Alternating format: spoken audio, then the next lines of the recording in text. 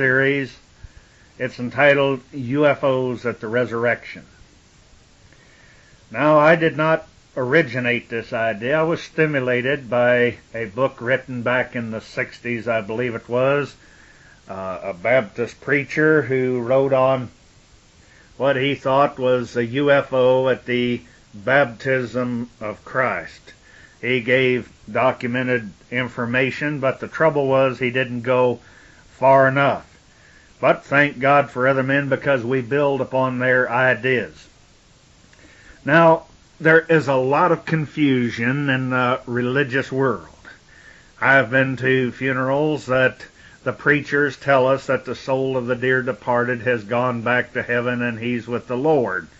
But yet I'm very confused. Is he going to bring that spirit back when he comes back, when he promises that he will resurrect all of the people? Now, a lot of people think that everybody won't be resurrected, but Daniel 12 talks about in that day when Michael, the great archangel, he seems to be not only a great warrior general or prince, whatever you would like to entitle him, he who is like God, as some say that it means, and some say that describe him as the champion of God. But it finds out, or it seems, to say that when there's extraterrestrial intervention, as historical records show and the Bible shows throughout it, that there has been many times, endless times throughout history, that Michael and his forces intervene and cause great chaos, and they attack the adversaries of the Almighty. And it seems on more than one occasion King David was assisted. Now, as we've cited before, that the prophets of old said, I shall stand in the latter days on this earth. I will see him once again in my flesh, and I will behold him with these eyes. We have an example of the report of Christ and doubting Thomas. He put him in there for an example. It's all right to doubt, and the Scripture says, prove all things. And here, the other disciples came to Thomas and said, the Christ, that Jesus, he's alive again. Well, there doesn't seem to be much recorded history that tells of anybody else that ever did this, so you can't blame Thomas for being a doubter. He said, I'd have to put my fingers in his wounds in order to believe that. Well, not only did the Messiah challenge him, said, go ahead, put your fingers in my wounds. And he said, give me some bread and fish. He says, did you ever see a spirit or a ghost, depending on what translation, did you ever see one of those eat? And so we know that for several weeks after the resurrection, he walked and talked and ate and slept and did all of the functions of the mere mortal earth man. But the difference between the mortal man, he had a body like us, but he was no longer subject to the curse of death. Somehow or other he overcame it, and I believe that we can prove beyond a shadow of a doubt that Michael was informed. He was standing by with great fleets of extraterrestrials, and they took part in this as they were commanded by the Almighty. Now, I do not limit God. I don't say that you take the Eternal One, that I can explain him. All I know is Scripture says that all of the universe cannot contain his glory. And we know and we believe for the most part that the Almighty came in the flesh, Emmanuel, meaning the God dwelling with us. It says the mighty God, the everlasting Prince, and etc., and etc. Now, we have a problem here. Let's go back for a minute. A lot of people try to tell us that angels are sexless and they don't eat. They take one mistranslated verse out of the New Testament and they use it to destroy all of the others. Now, we go back to Genesis that tells about those fallen angels, meaning extraterrestrial messengers of some type, ones that the Almighty was vexed with, and they came down and started mixing with his chosen children that obviously must have been of a specific gene pool. And it tells about they saw the daughters of men, and they found them fair, and they went unto them, and giants were born unto them. Now, my friends, if you've ever raised cattle, they had an experiment where they started breeding what they call beefalo. And they found that they could not take a bull buffalo and breed it to a small domestic cow, because she could not throw the calf without it killing her. The only way they could do it would perform a C-section on the cow, which I've seen these performed on cattle. And so we find that the word giant there, in most all these cases, what it was referring to, that they were great men of renown. And we find, as we read the account of Abraham, when he came in contact with the Lord himself, it said, and two angels, and we remember that he prepared bread and meat and so forth, and he entertained them, and they spent a considerable amount of time with him, and after they left, he said, I know who that was. That was the Lord himself and two angels, meaning extraterrestrial messengers. And I think that we've proved in another tape that Gideon made a great, depending on which translation, made a great pot of gravy. He made, some translations say, approximately a bushel of bread. And he killed a whole animal.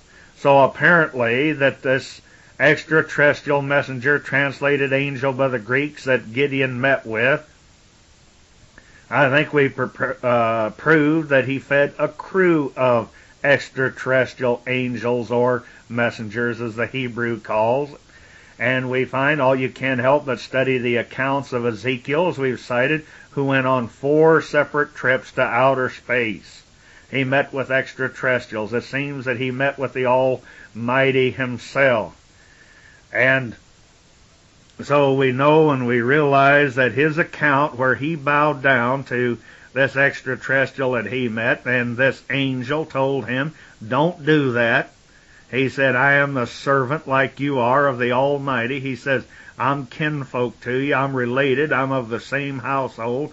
And we find in the New Testament that John of Revelation, who was taken to the house of the Almighty, that he described as the throne of God. He described it as the New Jerusalem, the holy city, etc., etc., etc., and all the many different names. And we find that when he bowed down to one of these great extraterrestrial messengers that took him on the trip, he repeated the same thing as it was told to Ezekiel, don't do this. I am a servant like yourself. I am kinfolk. I am your household. Now we find back in Genesis where it says, let us make man in our image. In the image of God made he them. Now when you and I have children and grandchildren, right away the adoring relation gather around and they say, well, that looks like it's daddy, or that looks like his mother. And so you see, made in our image, to look like us, kind begetting like kind. And so if you search it out back there, it's talking about the Elohim, the sons and daughters of the Most High God. And you read in Genesis, the 28th chapter, that I think that we've covered in some of our tapes preceding this, where it makes it quite clear that the Almighty said that his offspring, his children, his chosen people, that they would be like the dust of the earth. Now, my friends, there's no calculator, no computer in this world that could record that number. It seems like the Semitic people for years have been at -0, and what the adversary has planned for us over there in the desert, we're going to be destitute, like Ezekiel said in that day where it talks about the adversary says, let's go up to the land of the unwalled villages, having neither bars nor gates. And my friends, in the ancient idioms and the etymology of the language, it was saying those who are left defenseless, who no longer has an army. My friends, if that doesn't get us to praying as a nation, if that doesn't scare the living daylights out of you, so apparently our armies, Navy, and Air Force are going to face great destruction. So I think it would be kind of interesting to find out about a resurrection at this time, something that we could look forward to, that we could believe in, that we would not have fear. So as we look back at our ancient ancestors, that those who stood up would not deny Christianity, they would not deny the Christ, and they went to their grave, to their death, with singing and psalms on their lips, praising the Almighty, because they believed in the resurrection. They believed in a day that they would stand before the Almighty, that they were faithful and true and went through these trials and knew once again that they would be restored to a physical body. Only this time, where it starts talking about the Spirit, and a lot of people get lost and confused. It says flesh and blood shall not inherit the kingdom of God. It says that the Almighty is Spirit, and those who worship Him, in other words, work for Him, they must be like Him, that they must be Spirit too. Well, my friends, this does not take away from the promise of being restored to life again, gaining our bodies back, gaining back our physical identity. The only difference is we will be like the first fruit. We will be like the Christ that was called the second Adam, who rose from the grave, overcame death, and ascended back to heaven, who said that he, like MacArthur, he said, I shall return. Now I've had all of these people tell me all these things, but when is He coming, and whence is He taking us? And so this is what we might look into. And let's get away from just a shapeless spirit, non-entity that we cannot relate to in this body.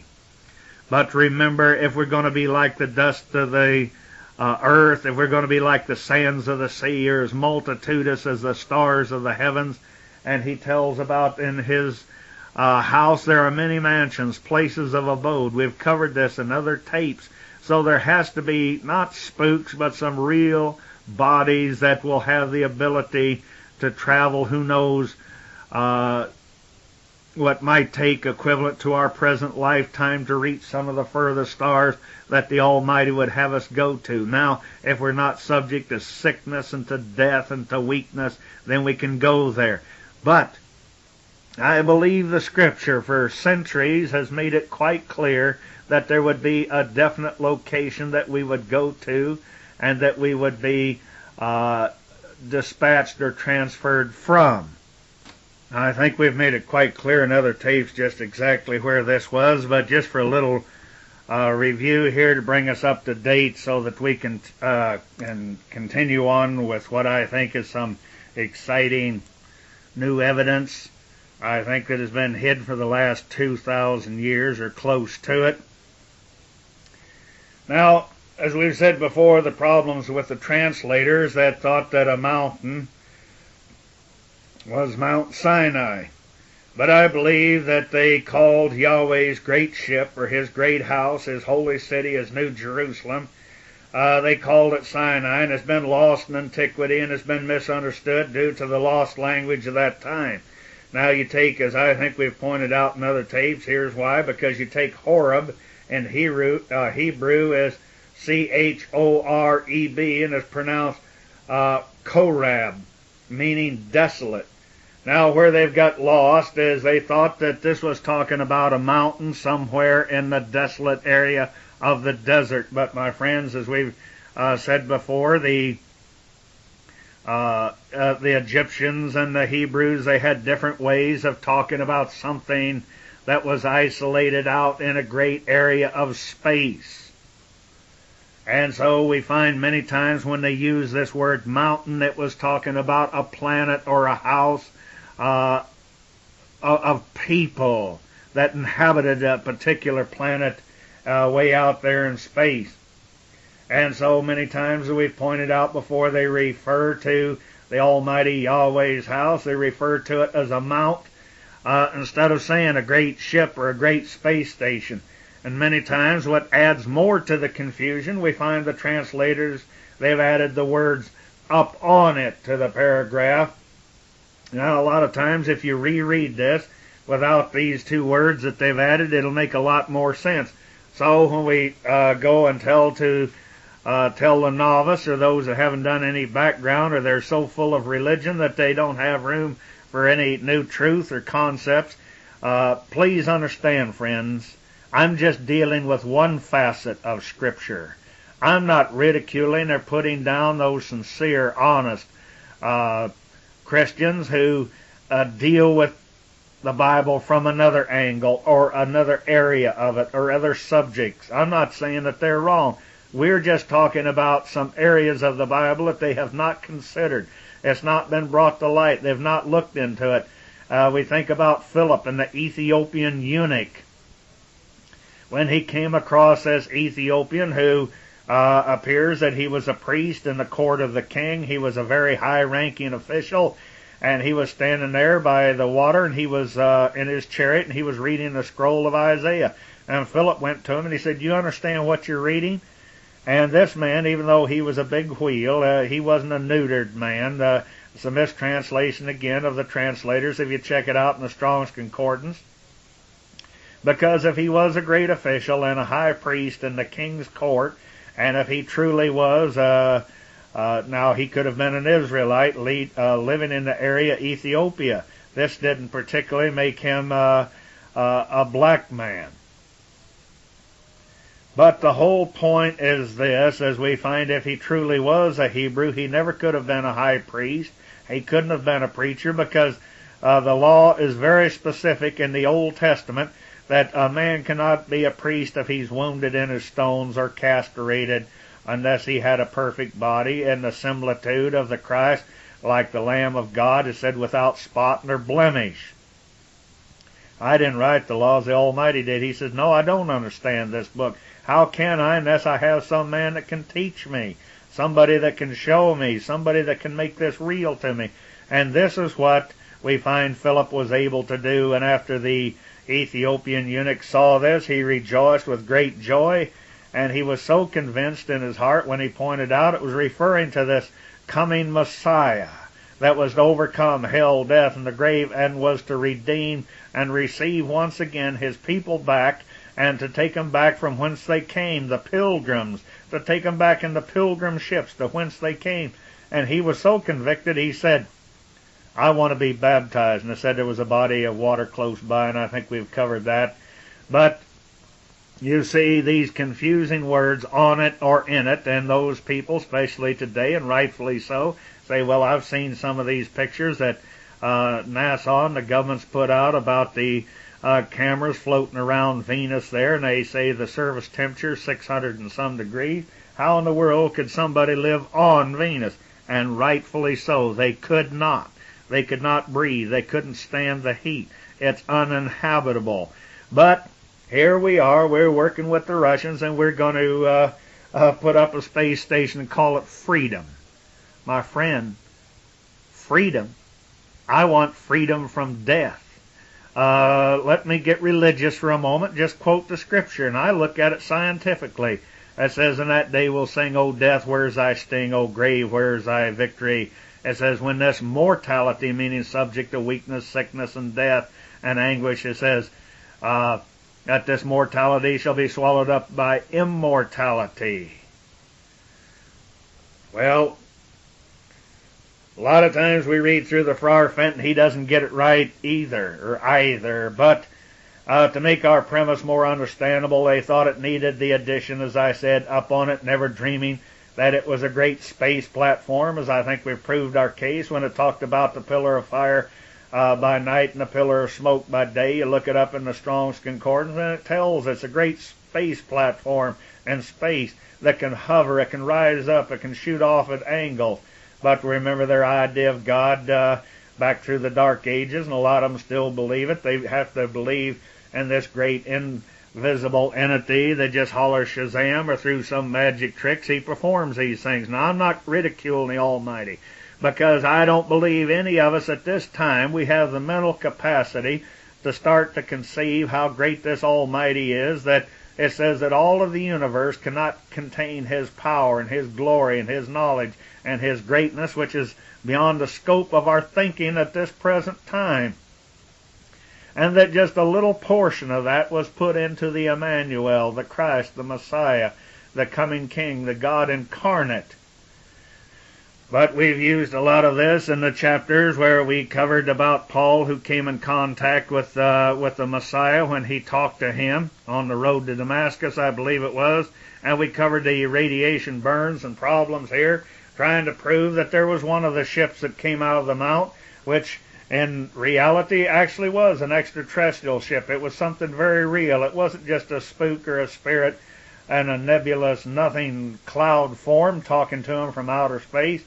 And now we probably shouldn't waste our time quoting Exodus 19:16 to 22 or 25, but they, like Fenton and others, they use the two words here. They speak up on it, making the same mistake. Or was it possible they used as they were trying to get across to us as we rode or he rode up on it, like in a train, a plane, a horse, or some means of transportation.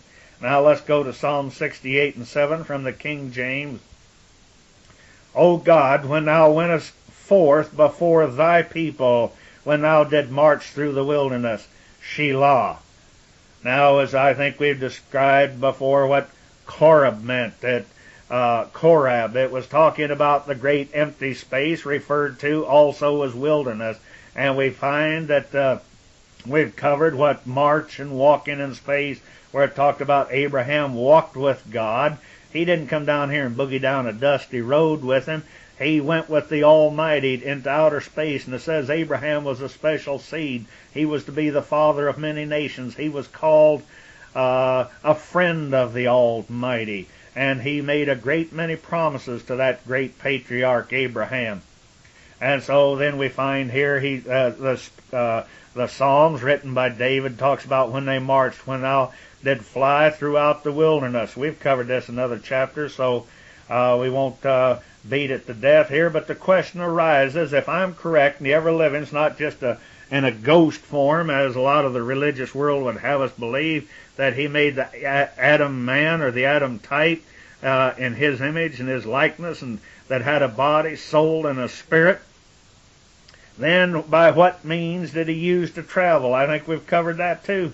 But the confusion comes in the many different names, as we've cited before, referring to his abode, his house, his New Jerusalem, the rock, the holy city. And some of these new ones, this new name here that we covered in the previous preceding tapes. But even in the book, the understanding has been lost to the readers for many centuries. Now, in examining other chapters, you'll find, for example, the cloud of Exodus that followed them for 40 years. It described this great house, this great space station that hovered, could rise, shoot up. Now, you see, where people have lost it is in the cloud, the veil that covered the Holy of Holies. It was talking about his tabernacle, his space station. And remember, when the plans were handed down from heaven to Moses, he says, you make an exact copy, where it spoke of outer courts and inner courts and the holy place and the Holy of Holies. My friends, if the Almighty is not there in person, it's not holy. I can't make a house holy, even though I'm the son of the Most Holy One, and you probably are too. But you see, as we're going to cover this, and it's going to become quite clear, where they talked about when the Christ, the Messiah, was crucified, it said that the veil was ripped in two from the top to the bottom. We're going to find it was talking about the great space station. It was talking about what we refer to as our sister planet, this great space station that's beyond the scope of the imagination of not only the religious world, but the scientific world. It's a very real place. And we're going to find out when it was opened up. Oh, this is going to be exciting. Now take Psalms 68 and 14. It tells about when he's going before the children of Adam. It tells us when the Almighty, he scattered kings in it. And then he describes it. It was white as snow in Salmon. It describes it as being white and shiny, as to blind you like the snow-covered mountains on a sunny day, and its size. Apparently, we get a hint of this described in, Psalm 68 and 15.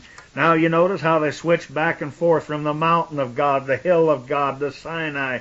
And it goes from hills to mountains. And it's very confusing, but its confusion is put in here by the confused translators. Now it goes on to say, the hill of God is as the hill of Bashan, and high hill as the hill of Bashan. Why didn't they use the word mountain again?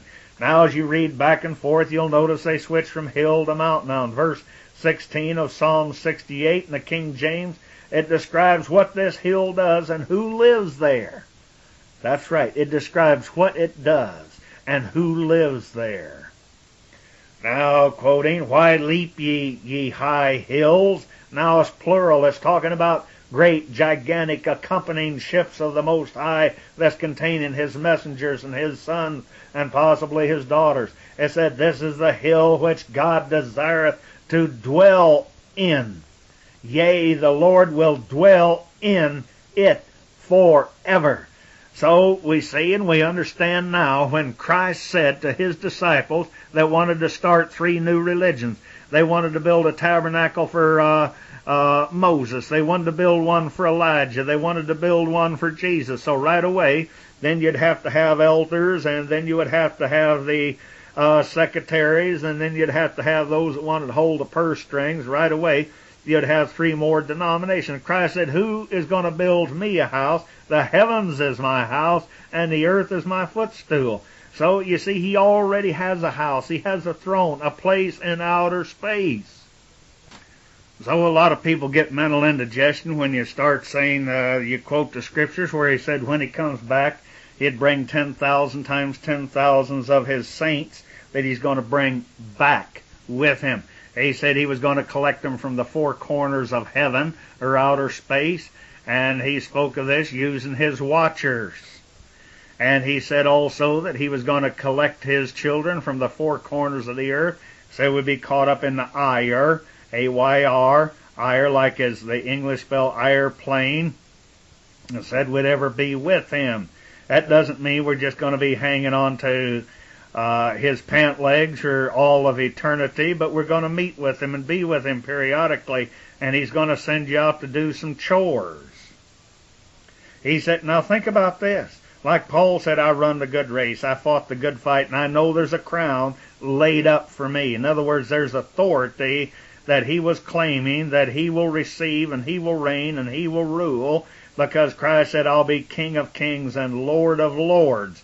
But remember, Daniel 12 talks about those that's going to be raised to eternal shame. Now, I know your King James says at that time some of those that that are asleep in the dust shall be raised up. Well, my friends, that's erroneous. If you get your Strong's Concordance out, it says all that are asleep in the dust shall arise, some to eternal shame. Yes, he's going, all Israel shall be saved. But that does not promise you or guarantee you a place in his kingdom or his government. So let me read that once again. Why leap ye high hills? This is the hill which God desireth to dwell in. Yea, the Lord will dwell in it forever. That's Psalm 68:16. I think that's exciting. Now let's check out the 17th verse. He tells us that he's accompanied by thousands of other extraterrestrial messengers, translated angels by the Greeks, the chariots, meaning spaceships of God. It says our 20,000s, even thousands of angels. And it said the Lord is among them as in Sinai, in the holy place. I have never seen a flying mountain. He's not hanging around over in the desert of Sinai. He's coming back from outer space. He's coming in his house called Sinai. It's called Zion. And it's called the holy place, the New Jerusalem. On and on. All of these dozens of different names. But the religious world has never bothered to connect them. And they can't understand that these pilgrims that came here in the pilgrim ships, the vagabonds of space, that they remembered through the antiquity and the ancient lore of their ancestors, and they were naming places here in this new world, the lower world, after abodes that they had left in outer space due to non-conforming to the will of the Almighty. Now, he goes on to say, Thou hast ascended on high, Thou hast led captivity captive, Thou hast received gifts from men, yea, from the rebellious also, that the Lord might dwell among them. You say, where have they received gifts from men? I think we've covered that in part when it talks about this mysterious Melchizedek, and a lot of people never have caught on who he was. It said he was without beginning, without end. He was without mother. He was without father. And Abraham bowed down to him, and he never corrected him for it. And he said he gave him the 10th of the spoils of his victory, that this mysterious Melchizedek had interceded upon his behalf and helped him to win the war. Well, now a better way for the translators would have been to use the word Yahweh God in the holy thing called Sinai. Thou hast ascended on, or up, high, and so forth.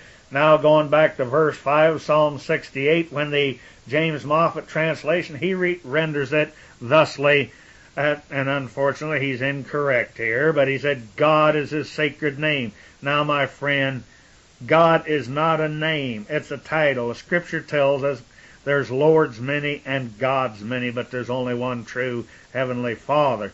Christ didn't say anything about referring to him as our God which art in heaven. He wanted you to remember that you were the very offspring. You were the star seed, like Job when he said, I was there when all the morning stars sang together and shouted for joy. Go back and read the first and the second chapters of Job there when it talks about the gathering of the great star seed, those who were the sons of the planets. They came and they gathered together in the very house of the Almighty, and that's one of the great chapters. I'm so sad that a lot of people don't realize it, and maybe it's because I put a lousy title on it and just plain English, but he talks about I came forth from the bosom of the Father. He was saying that he was the very same genetics. He was the very same character and makeup of his Father. And then he said he came forth out of the womb of the morning. So, continuing with Psalm 68:13 from the Moffat, he uses yet another term for the accompanying ships, which confuses people. Now get this, and I think we've covered this in Genie in the Bottle and so forth. It says, though you have been lean among the pots, instead of our modern expressions of saucers, yet shall you be as the wings of a dove. In other words, we miss this. We don't stop to think. He was talking about something that flies. A beautiful dove, a great white dove. He said, ye shall be as the wings of a dove covered with silver. See the switch now? Now they switch from snow to silver. And he goes on and says, and her feathers with yellow gold. My friends, if you watch some of these jets that soar across the sky, and they get at a certain angle when the sun hits on the wings, the silver part of it seems to turn to gold. Now, in the early 70s, my wife saw one parked in the air over the town of Montrose in California, and it appeared to be gold or orange metallic or shimmering light gold. Now, in looking back at Psalm 68:8, it tells us that the earth shook. Why? Because this thing that came close to the earth, this sister planet, which had left its regular orbit and moved in close as it did in the times of the Exodus, as it did in the times of Sodom and Gomorrah, as it did back at the time of the destructions of when Joshua, he prayed the Almighty and said he held the sun back. Well, the sun's there orbiting, and all these planets are orbiting around it. But I believe that it came so close in such proximity, and it was able to stall itself in the air, remain in one spot like a helicopter or something. It held the earth back from continuing on her orbit. So then now we can understand why he got those extra hours of daylight. That was called Joshua's long day. But anyway, let's go back now and keep this in mind. Psalm 68:8. It tells us that the earth shook. The heavens also dropped at the presence of God Yahweh. Now you see, this is very mysterious. He's talking about heaven, something from outer space that dropped, and the ancient allegories is talking about something that came down. And now the word there that was added by the Greeks, Sinai itself was moved at the presence of God. All right, this was his house. He was in it. It was moved. The Almighty was at the controls of it, the God of Israel. Now we'll see proof of a great space station here that's intervened into Earth's orbit that caused a great disturbance to the nations and to this earth. So in this age would say the earth shook and the very elements of the sky or the universe, they were disturbed of this mighty home, ship, holy house, abode, New Jerusalem, so forth. Yes, I know it seems to be mind-boggling, but try to imagine it. This lucky, wonderful generation is living now that we have the ability with the present science that we can comprehend and we can understand, and we can come out from under the dark religious blankets that have covered our mind. Now, I use a King James Bible. It was published by the World Publishing Company of Cleveland, New York.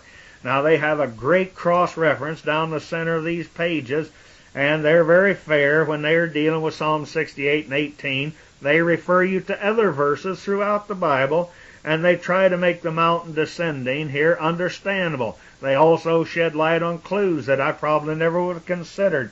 Now, let's just look at a few that could probably fill a book. Even though they didn't understand what they were doing, but they said, well, there's a close proximity. This seems to add up, and they just put it in there for you that you living in the age of understanding, because like the Scripture prophesies many things, it says that all things that are covered shall be uncovered, all things that are hid shall be revealed, and those who are really searching for answers, it says when Christ returns, there's not going to be any question. And the Almighty also says, I do nothing unless I first tell my prophet. That doesn't mean some guy standing out here on the street corner that's saying, thus saith the Lord. He's talking about those who knock at his door continuously and pray for understanding and knowledge and the wisdom to use that knowledge correctly, that they might pass it on like Philip did to the eunuch, so the people would receive it with joy and understanding. But now we go back to Genesis 15:7 from the King James. And it came to pass when the sun went down, it was dark. Now the man had to describe it to something he knew of his day. All that he had to use as a comparison. Behold, a smoking furnace and a burning lamp that passed between these pieces. Smoke and fire of a furnace. It is described in its passing or hovering, but between what? Between the sun and the earth? The people who put the footnotes in this Bible, they didn't necessarily understand it, but like I said, they saw a correlation. Now, I feel very inadequate. I don't claim to be a journalist, and I realize that I'm repetitious. At the beginning, I let it wind too far back, so just be patient, and it will start in just a second here. Thank you.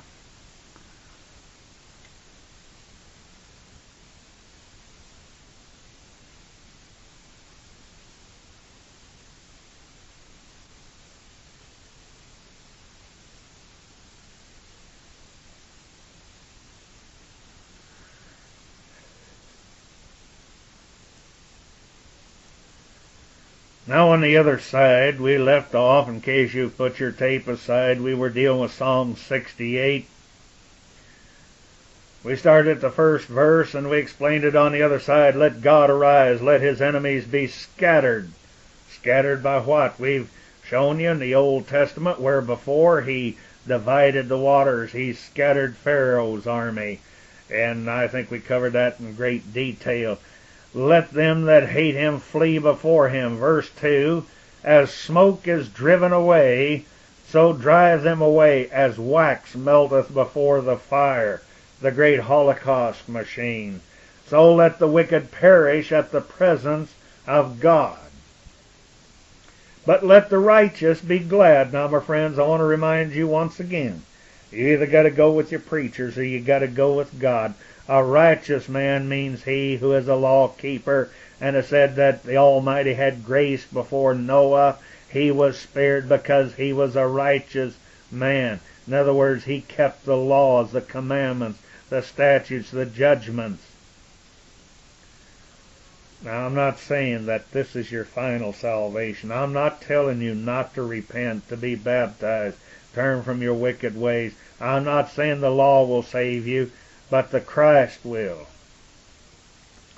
But let the righteous be glad, let them rejoice before God, yea, let them exceedingly rejoice. Now, verse 4, sing unto God, sing praises to his name, extol him, that... Now, this chapter here in my Bible, it was entitled, At the Removal of the Ark. But we did a chapter on that, we'll leave it alone.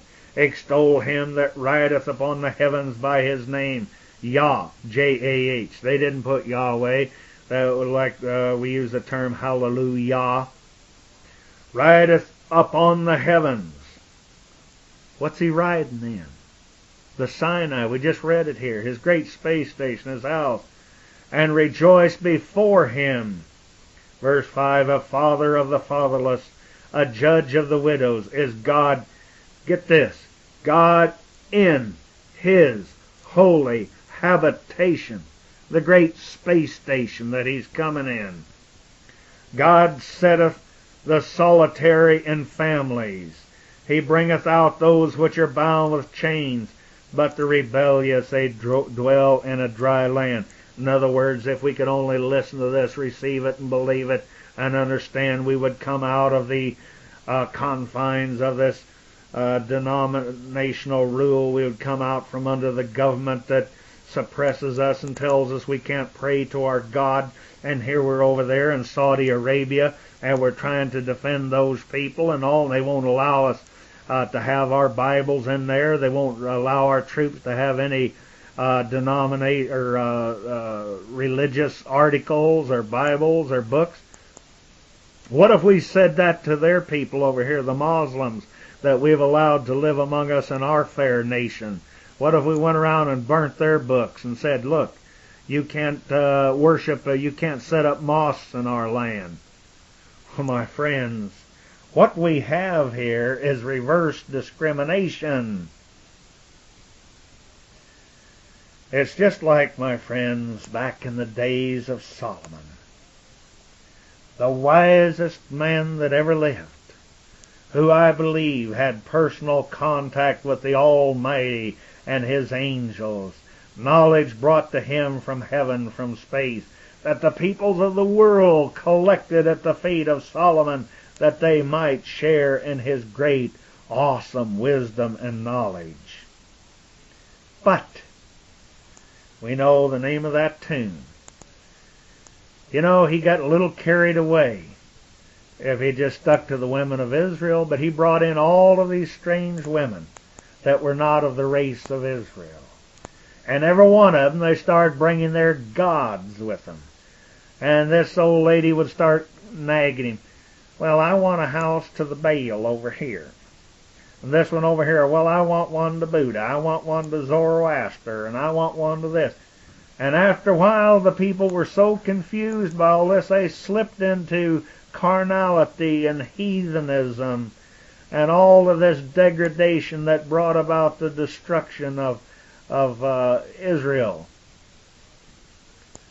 So, my friends, once again, we don't seem to learn by it. And like the 5th verse says of Psalm 68, talks about those people that are dwelling in a dry land. In other words, they're destitute of spirit and understanding.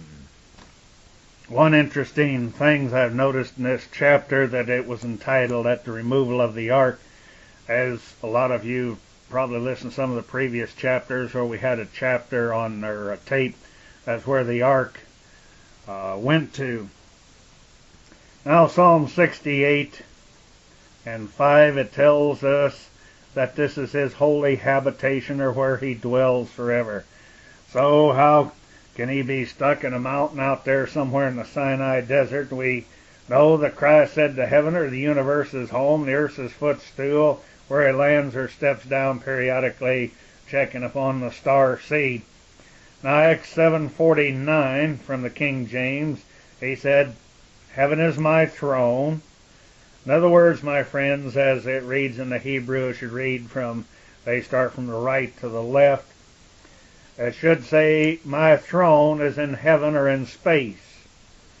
So let me read it in its entirety from the King James. Heaven is my throne, and earth is my footstool. What house will you build me, saith the Lord?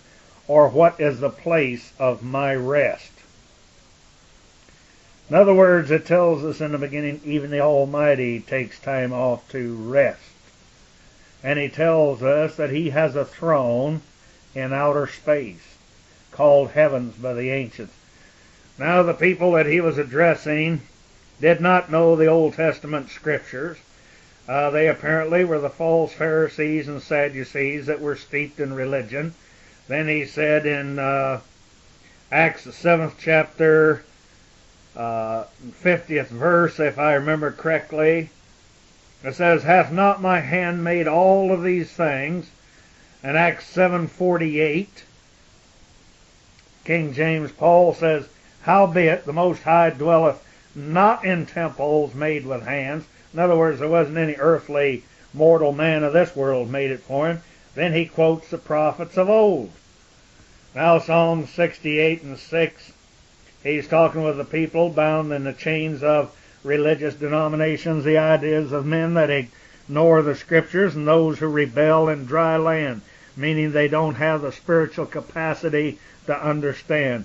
Now we find Christ open the scriptures to Isaiah 61:1 from the King James, and to quote in part, he said to proclaim liberty to the captives, those captivated minds of men that were held down by religious dogma and doctrine.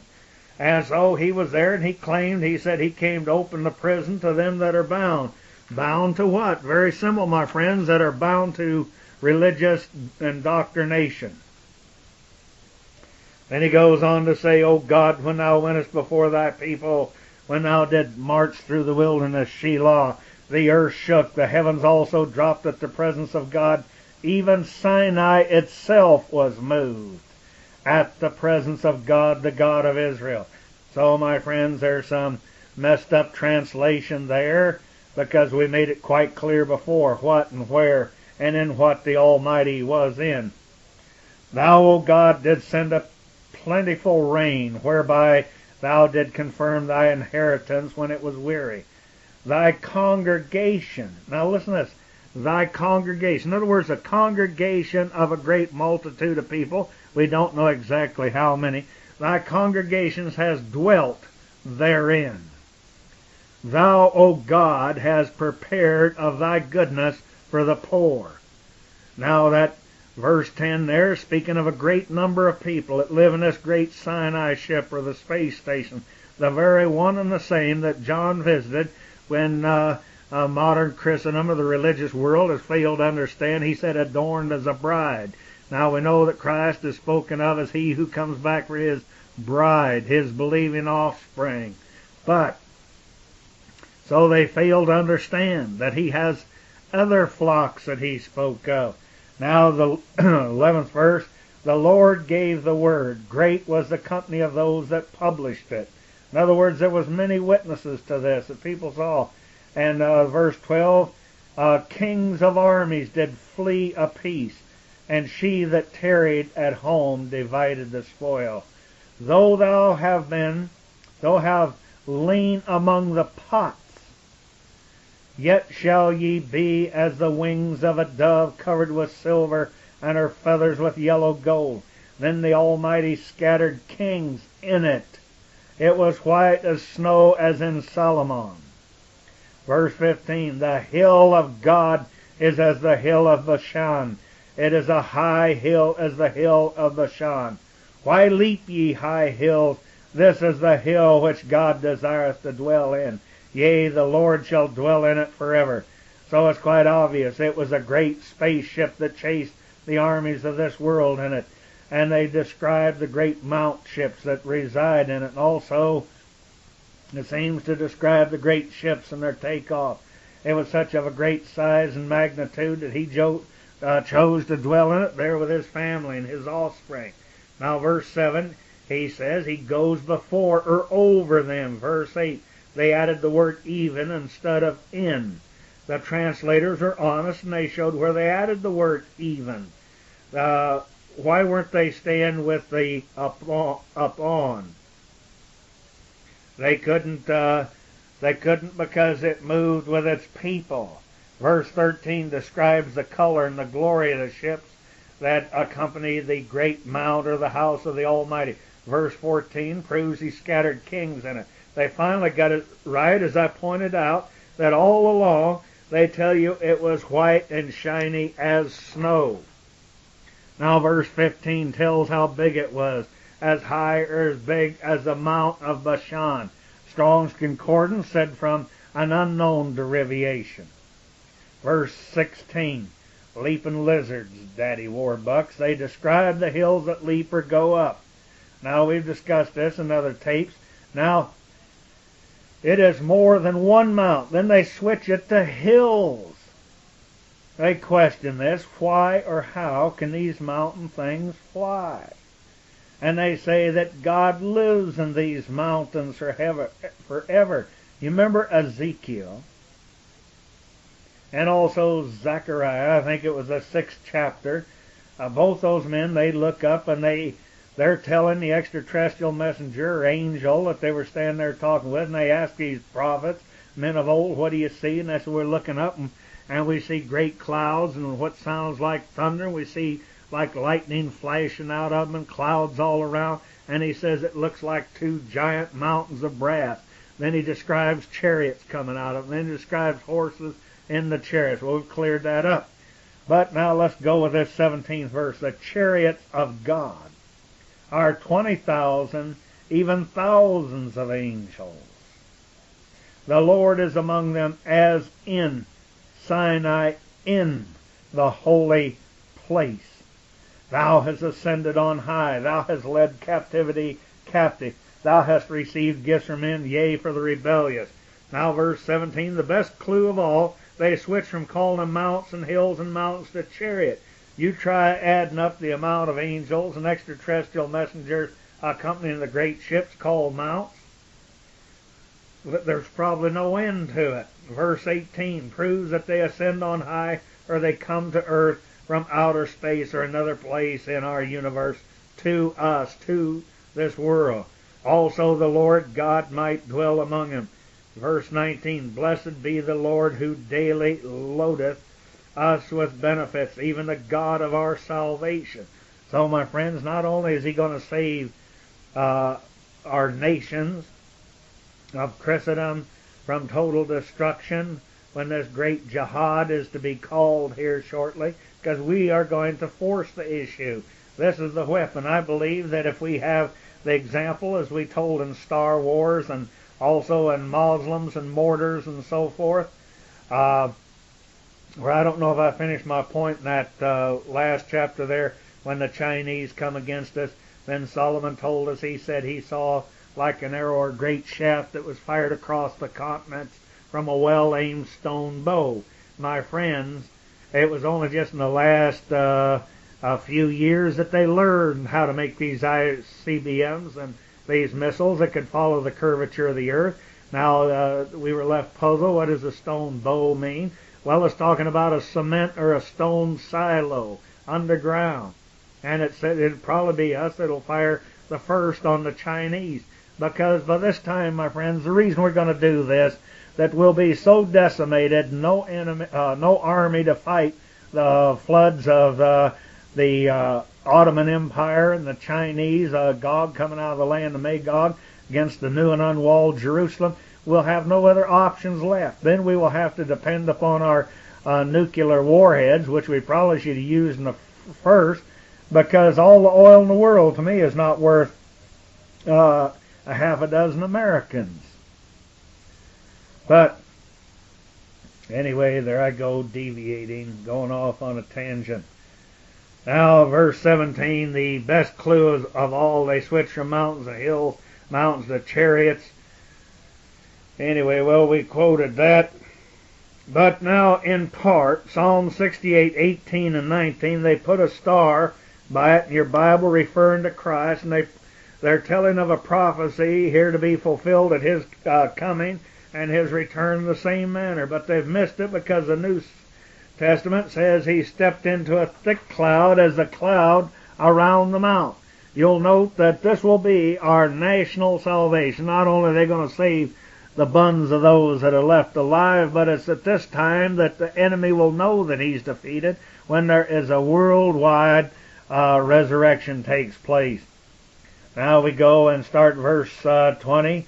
He that is our God is the God of salvation. Unto God the Lord belong the issues from death. From death. To save us from death or resurrection, or both, depending on when the final curtain comes down. Now verse 21, but God shall wound the head of his enemies, and the hairy scalp such as the one that goeth on still in his trespasses. Verse 22, the Lord said, I will bring him again from Bashan, and I will bring my people again from the depths of the sea. In other words, my friends, I know for many years I thought the same thing too. I thought this was talking about the resurrection, that He was going to bring dead bodies out of the sea. My friend, wherever you are or however you are or what condition you're dead in on this planet, I know the Almighty shall restore you, but He's talking about Bashan. I will bring you, my people, also from the depths of the sea and from Bashan. He's talking about the sea of space, I believe here, I really do. And He's talking about those watchers and the great armies that He's going to bring from space, and I think they will be used to accomplish this technology of those that are written, as it says in the book of Revelation, the Lamb's book of life. We quoted the prophet in the Old Testament, said, oh, that my name was written with an iron pen in the rock. Again, another name for the house of the Almighty. And he knew that somehow he saw some sort of sophisticated recording equipment that keeps, I believe, every person on this earth, keeps your DNA intact, and you're recorded there. Now let's see. We go to verse 23. That thy foot may be dipped in the blood of thy enemies, and the tongue of thy dogs in the same. Now, this verse 23, destruction, foot. When He comes back down to earth, dogs refer to nations outside of His sheep nations who are diametrically opposed to Christ's teachings, and infecting Christendom up till now, what I've called a lot of times the termites of the cross. Now verse 24, they have seen thy goings, O God, even the goings of my God, my King, in the sanctuary.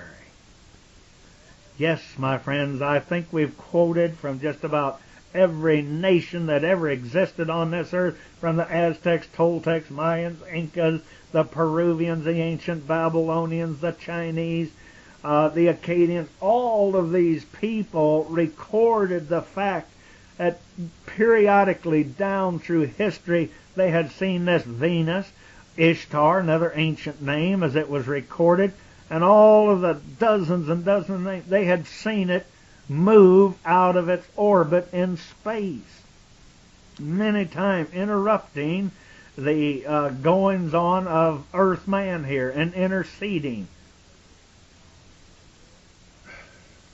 Verse 29, because by thy temple at Jerusalem shall kings bring presents unto thee. Well, we've already cited that over and over in Revelations, where it talks about, and all nations shall flow to it. My friend, you're just not going to puff through the air like a gassy balloon floating up there.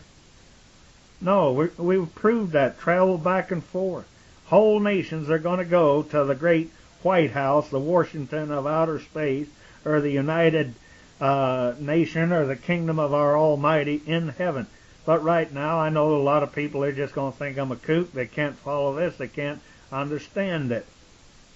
Now, the New Testament, it calls it the New Jerusalem that's to come down out of from outer space, and both Paul and John speak of this in Revelations, as we've quoted before. Now you take 30, he says, rebuke the company of spearmen. He's talking about soldiers and armies. And it goes on, the multitude of the bulls with the calves of the people, till one submit himself with pieces of silver, and they scatter thou the people that delight in war. My God, if it doesn't sound like Mr. Bush and a big part of our Congress, and you hear all of this stupidity, they can't hardly wait to get it started, because they think that this Saddam, they think he's a nincompoop, he's a wimp.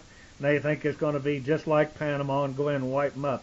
Well, my friends, he's tried to warn us that if we're going to keep pushing him, they're going to declare the jihad. And a point I meant to make earlier, and I got my mind off on too many roads, but as we proved in, Muslims, mortars, and whatever that tape was, we proved in there that it was around, 1453, when the great Ottoman Empire that existed then, which is now coming back together and will come back together, because every one of these people have told us, well, we don't think, when our Muslim brothers come, we're not going to fight on your side. Man, we are surrounded over there. We got about as much chance as a snowball in hell. And our great generals have made one of the greatest violations of war that you can do. Just the logistics, going to the enemy. Our pipelines, so to speak, for our fuel and water and food, stretched out thousands of miles over halfway around the world. We can't feasibly take care of all those men and women over there, financially or any other way. But we have to remember this is the very same Ottoman Empire.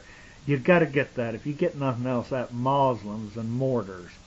It's what I call also the step 2 Star Wars, where the Almighty allowed the Ottoman Empire, the Arab nations, to go against reprobate Europe. These sorry people who, it was predominantly all Catholics back then. But they had gone so far afield from God's Word and the Bible, He allowed these people to go in and wipe out 1/3 of the European people. And then finally, the Almighty, He said, all right, that's enough. Now back off. And then He interceded. But we don't learn by that history. My friends, I think it's going to be worse than that this time. I'm not a prophet of doom and gloom. If I don't make it, I'll see at the resurrection. But there's going to have to be somebody that is going to be like Shadrach, Meshach, and Abednego and walk through this fiery furnace, who lives by faith alone, as it's written in that day.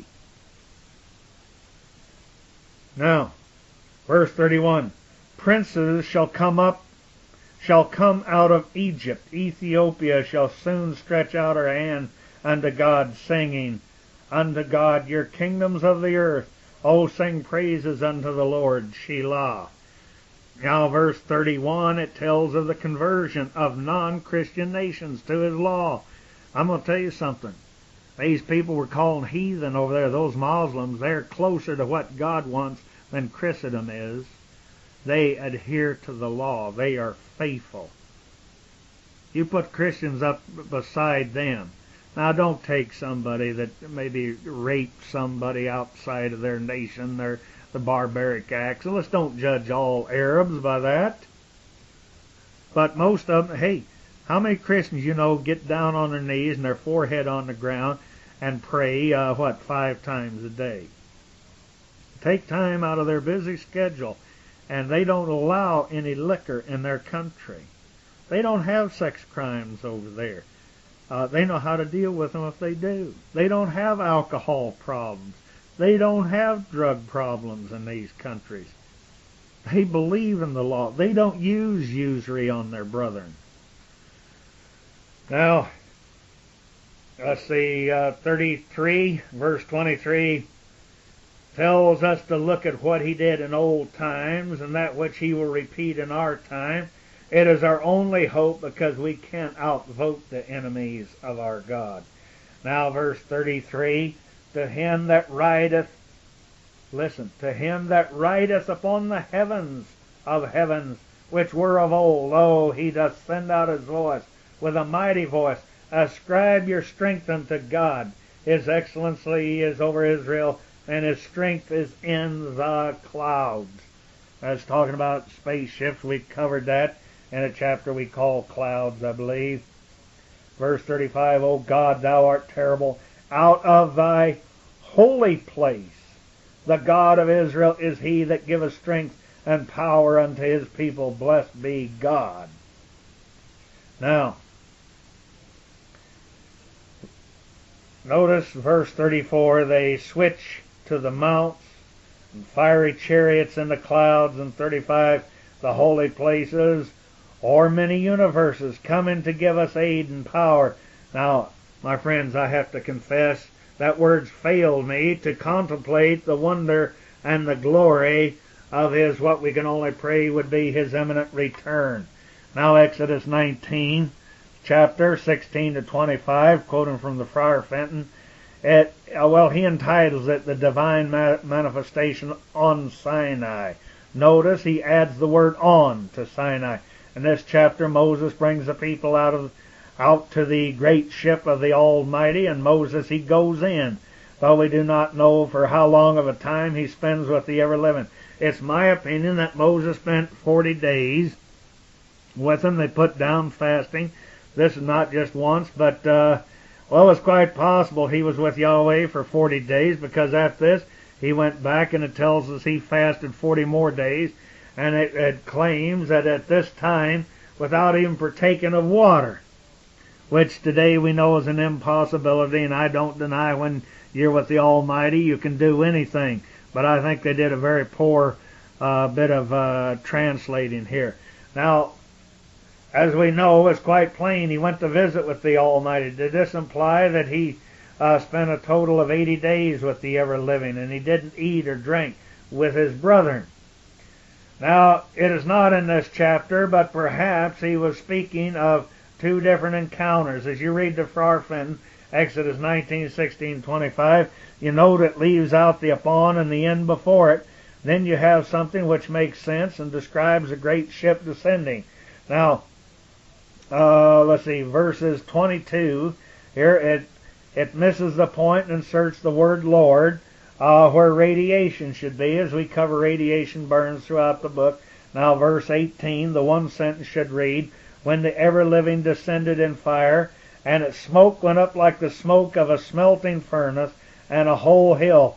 In other words, ships rotating, oscillating greatly, and it speaks of the continuous sound of a trumpet, or as we've pointed out before, the stand clear signal. Now we find the divine manifestation on Sinai. Then the third day came to the daybreak. There were voices and lightnings and a heavy cloud over the hill, the mount of the Almighty. The sound of a powerful trumpet, so that all the people in the camp trembled.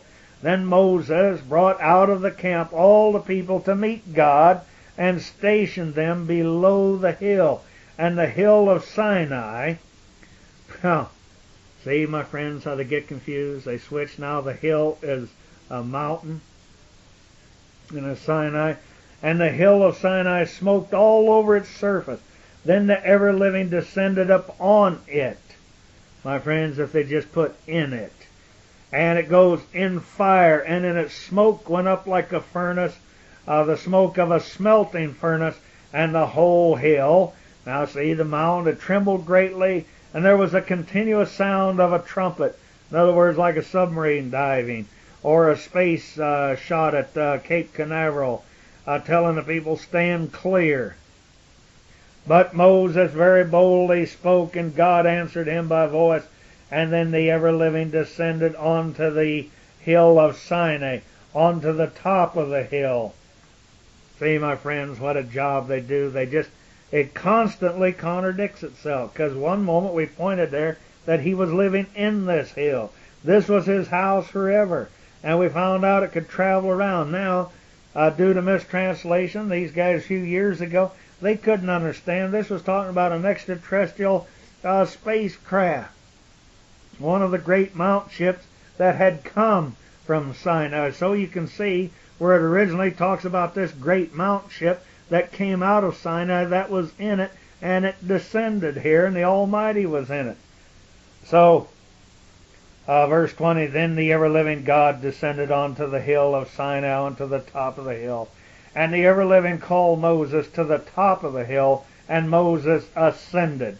Remember once again, my friends, we quoted from Genesis, where the Almighty said, Moses, do you remember how I brought you safely unto myself as on eagle's wings? He brought him safely in some. The man did not climb those slimy, rocky mountains. But I think we've covered this quite clearly in other chapters. And then the ever-living said to Moses, descend at once to the people, for fear that they should break through to see, and numbers fall before me. Well, we proved that in other chapters. We're talking about radiation.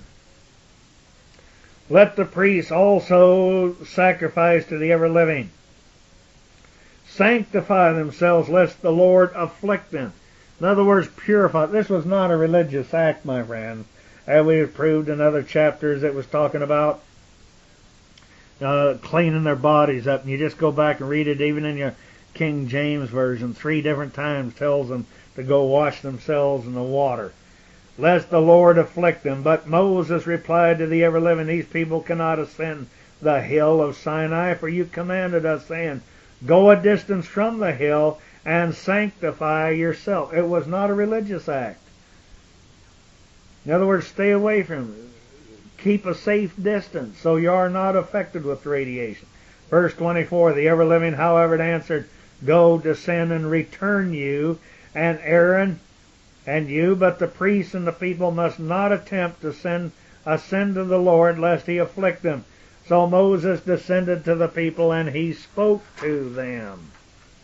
Now the New Testament, it traces the genealogy of Christ back to Adam, who was the son of God. Now this is Luke 3:38. It says Adam was put here on earth, but not formed here of dust, but he was brought to this earth. The New Testament, Hebrews 11:13, they confessed or said that they knew that they were strangers and pilgrims on the earth.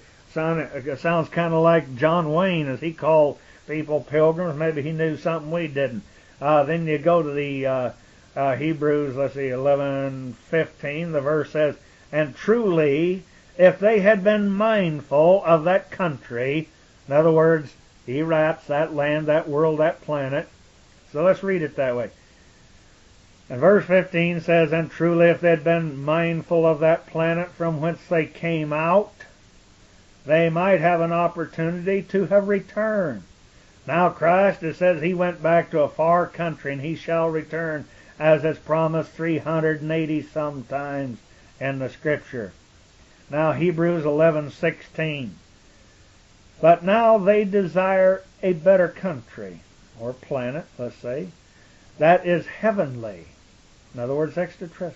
Wherefore God is not ashamed to be called their God, for he hath prepared for them a city, a flying city. Let me read that again. Isn't that wonderful? But now they desire a better country, that is heavenly. Wherefore God is not ashamed to be called their God, for he hath prepared for them a city. Isn't that lovely? Boy, I don't know. That really excites me. Now, you laugh if you like, but Elijah, he was caught up. A lot of people say he was the first. No, not so. The Bible tells us quite clearly about the one they called, I don't understand all of it, the seventh from Adam. There's a mystery there. There's a lot that I'm missing. But Enoch did not see death. He was a progenitor, a patriarch, long before Elijah. But remember Elijah, he possibly caught the first flight out. Also Enoch. We don't want to forget Moses and Elijah. And they came back and they visited to visit in another mountain, or correctly, or a mount, or a great ship.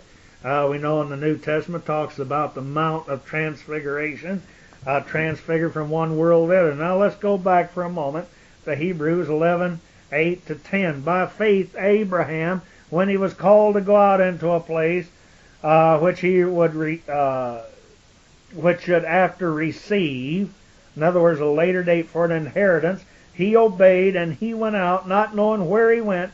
This is a very strange thing for a man of God to have done, because he didn't know where he was. Well, the answer came to me as a flash as I was rethinking the chapters on Christ walking on water, and we discovered that what walked throughout space meant, as did Enoch, Elijah, and Moses, and Paul and his friends and others. Now we have a man named Abram whose name was changed by the Almighty himself to Abraham, meaning father of many great nations, and he was the father of kings. And if the Almighty Yahweh called him a friend, he must be somebody pretty special. And the Scripture tells us that God does not confide in his servants, but he confides in his friends. And here it tells us that Abraham, he took trips with the ever-living. Yet we missed it. We didn't understand the passage as it was presented from both the Old and the New Testament. Our clue to that understanding is the word walk and walked, as we looked it up in the Hebrew. Now, Abraham, he may have missed the final flight in his natural life, but he caught it at the first resurrection. We have great hope. While we're alive or in the grave at his second coming. Now take King James, the 5th chapter of Genesis 5:24. And Enoch walked with God and was not, for God took him. Genesis 5:24 from the Moffat makes it a lot more clear. He was called Hanok instead of Enoch. He lived close to God, and when he disappeared, for God took him away. Now, if you're like me and you jump through chapters in a book that look interesting and you become confused and try to read them in order, it says, by faith he sojourned in the land of promise in a strange country. Did he get a look at the house of the planets of outer space? And then he returned to dwell in tabernacles with Isaac and Jacob and heirs with him of the same promise? It appears that they missed the first flight out. Now verse 10 tells us he looked for a city which had foundations, whose builder and maker is God. Notice it wasn't built in the USA or Japan, but its builder and maker was the Almighty. Well, I think we've covered that quite good in other chapters. Now Abraham, the rest of the boys, they caught the first flight out.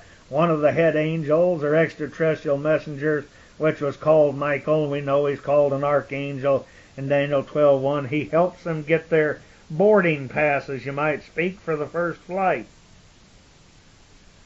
Now let's read Daniel 12 and see if it was fulfilled. Here we find the pilgrims in the soup again. Verse 1 that says, in that time Michael shall stand up, the great prince which standeth for the children of thy people. That's talking about Adam's kids. And there shall be a time of trouble which as never was since there's been a nation even unto the same time. And at that time thy people shall be delivered, every one that's found written in the book. Delivered where? And are they coming back? Is our DNA, our genetic code, registered in great computers so as to restore us to our former self in a more glorious, eternal body that's going to be like the Christ? Verse 2, and many of them, now I told you this is air. Get your concordance out. It says all of them. But let's read the King James. Many of them that sleep in the dust of the earth shall awake, some to everlasting life, some to shame and everlasting contempt. Now the word some here, it's not correct. We should read all, because it goes on to say that some shall be raised to eternal shame. Now verse 3 says, but they that be wise shall shine as the brightness of the firmament, and they that turn many people to righteousness, the law, like to God's law. And he says they will be like the stars, or as the stars forever and ever. Now many Bible students, or like many Bible students I should say, I was taught that this was in the future, someday in the sweet by and by. But let us examine now Matthew 27:50 to 54 and see if there isn't some connection here, and then maybe at long last you'll see where I'm going and what I've been building up to. All right, now quoting from Matthew 27:50 from the King James, says, Jesus, when he cried again with a loud voice, he yielded up the ghost. In other words, death ensued. Note, after he called out in a loud voice, what was he calling out to? What happened? Was he calling out to his extraterrestrial army, the fleet of ships that was standing by? I think we're going to prove this. Now, Matthew 27:51, it says, and behold, the veil of the temple was rent in twain from the top to the bottom. Now, for many years I was taught, and I thought I believed it, but it didn't make any sense. This temple had been taken over. Remember, Herod was in charge. You had the Pharisees and the Sadducees that were in charge of the temple, and I believe that the ark had long since been removed at this time, and the other articles that were inside of the Holy of Holies. And to say the least, this outfit that was running the show there was a bunch of scalawags, because I have to remember what Christ said when he went there. He said, you sit in the seat of Moses. In other words, these people had usurped authority, both, for lack of a better word, well, let's say ecclesiastical and political.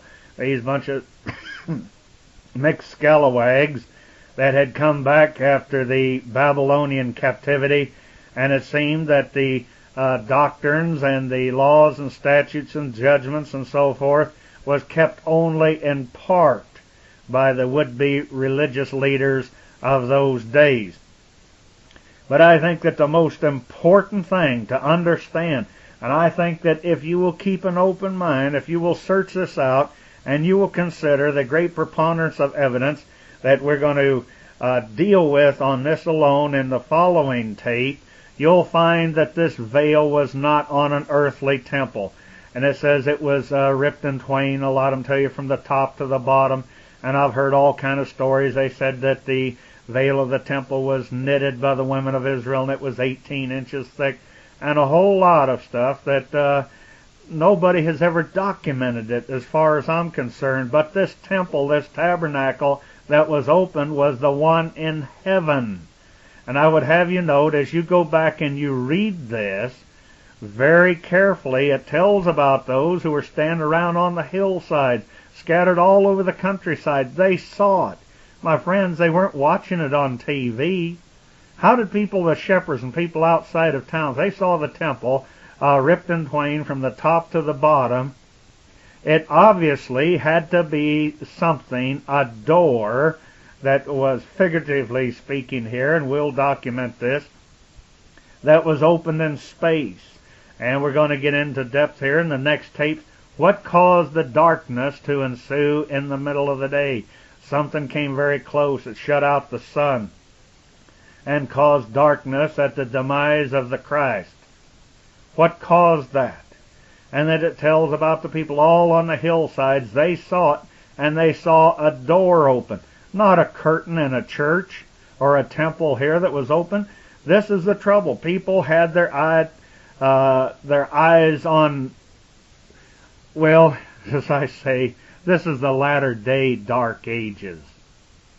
And so they've misunderstood this as something that took place on earth, but it was not. For as you see, all the multitude of witnesses saw this. It had to be something that occurred in the heavens or in the space or above their heads that was witnessed so many people. So I think at this time we will bring this tape to a close, and we'll so please go to the following tapes, let's say,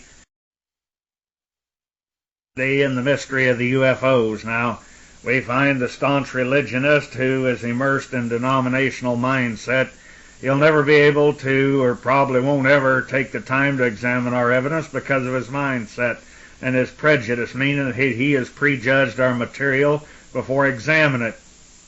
And that would raise his mind or his soul to new light never dreamed of or understanding outside of his small earthbound religion. So having lost probably both the religious denominational mindset and just UFO kooks that who are really not interested in the greatest starman, his messenger, both will step aside And so you wonder, where are we going with all of this? And what have UFOs to do with the resurrection and one with the other to do with?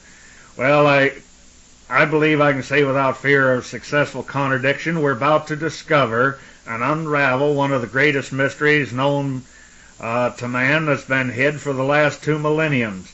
Now to be revealed here in the last days, or as they say in the Greek age, eon or time period. Now we're going to have to use a lot of background research to bring it forth. And if you have the, well, whatever you want to call it, the DNA, the spirit, the mindset, good genes, or whatever that you feel will present this to you and reveal it, I believe that you're going to reach a new plateau of understanding. You'll have the opportunity to understand something that has been hid for the last 2,000 years. I don't say this without any egotism. I think that if it's praiseworthy, then I will have to give the great creator of the universe and give him all the credit, let's say, for allowing me to see his mysteries and his answer to my fervent and simple prayers, which I made probably about a quarter of a century ago, or a little better, close to 3 decades.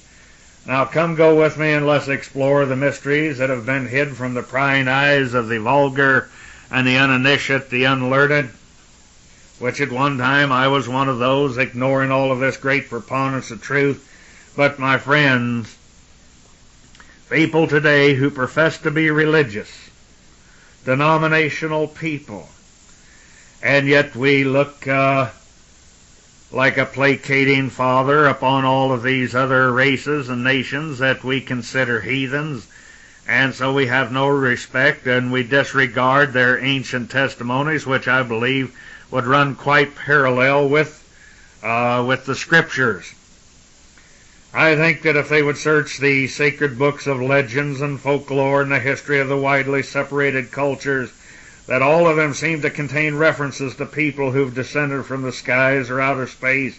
And these same stories have been handed down through all of the different ages as they visited our planet wrapped in clouds, or as they said, they were conveyed by fiery chariots. And we've pointed out, I believe quite conclusively, that ancient Egypt and India and Japan and China, they all speak of the days when the gods trod the earth. And you go back to the early Sanskrit manuscripts, and they describe the Vimnas, sky chariots shaped like beehives, and the Hopi Indians of Arizona, they believe that they were led here from southern lands by what they call the Kachina people.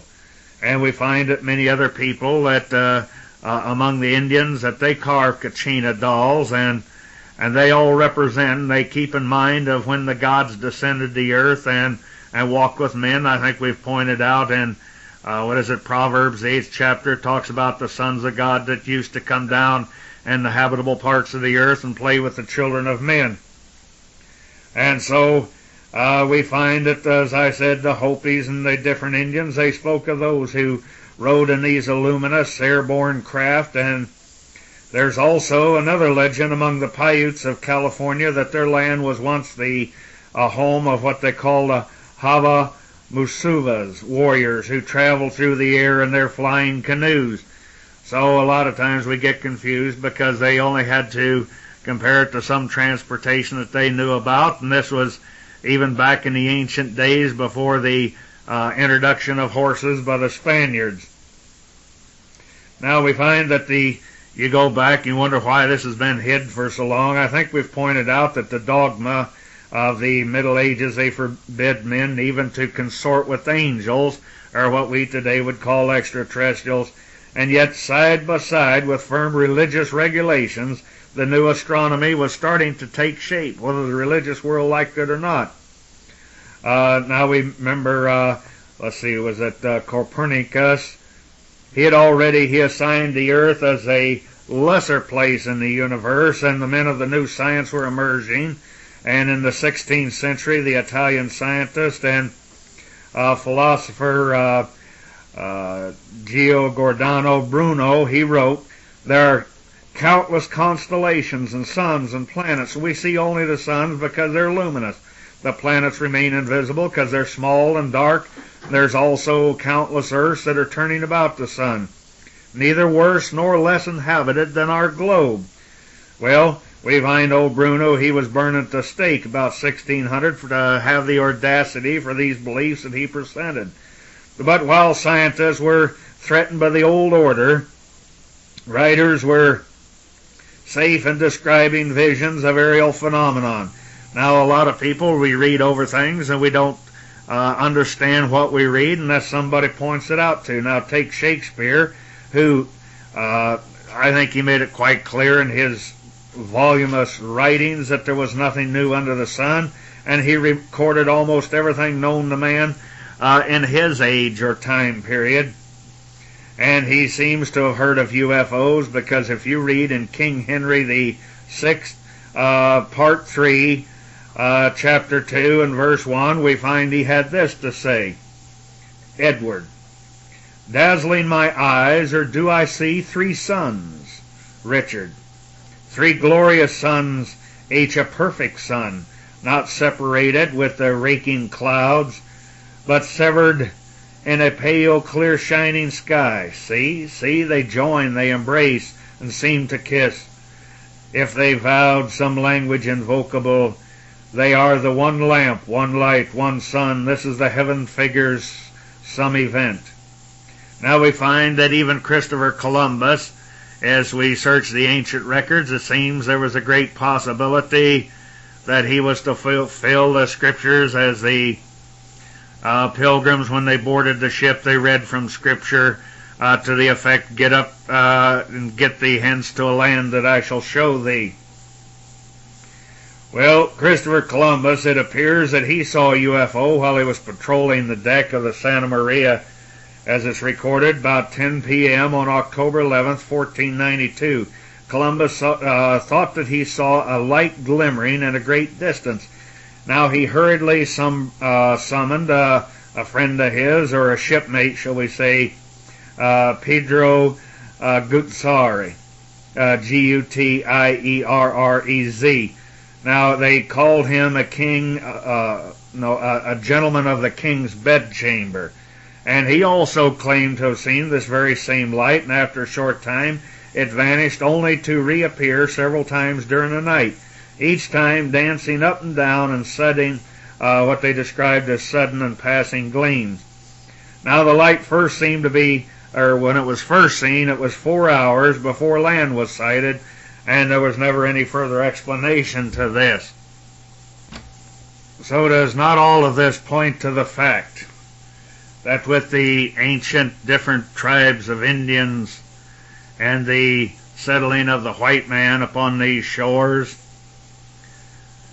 did the Almighty, or as the Greeks would say the gods, or the Hebrews would say the Elohim, the sons of God, were they not all led and directed by extraterrestrials, by the Almighty? It seems that the men of outer space have played a great part in our history when we would allow them to intervene, but most of the time we ignored them, and all we ever thought of them was as a great curiosity. But now, we left off on the last tape in Matthew 27:50 to 54. We were speaking of Christ. He cried out with a great voice. He yielded up the ghost. And I believe that we can prove conclusively that he was crying out to the great fleet of ships that were to come forth. Now, Matthew 27:51, there's an interesting thing, and we're going to cover it in detail. This one insignificant little word, or so it would appear. I think as a lot of people read Scripture and they pass over it, and we're going to prove it to you here in just a little bit. I think it's going to knock your socks off. This one word can answer such a multitude of questions. Where it says, and the veil of the temple was rent in twain from the top to the bottom. Now, we find that this was the beginning of extraterrestrial help that was coming from heaven, from outer space. And why? What was their purpose? And it says, the earth did quake and the rocks rent. And they did not say earthquake, but that the earth did quake. Why? My friends, it was because something came once again, as in the days of Joshua, as in the days of Exodus, and we find the very same thing happening again here at the crucifixion of Christ. The only thing, if we look at it logically and scientifically, and we put aside our prejudiced, superstitious, previous views, which I myself have had also. It's all I had to go with until I started looking into it and examining these things. Something caused this darkness. The only thing that could cause it would be something approximately the size of our own planet.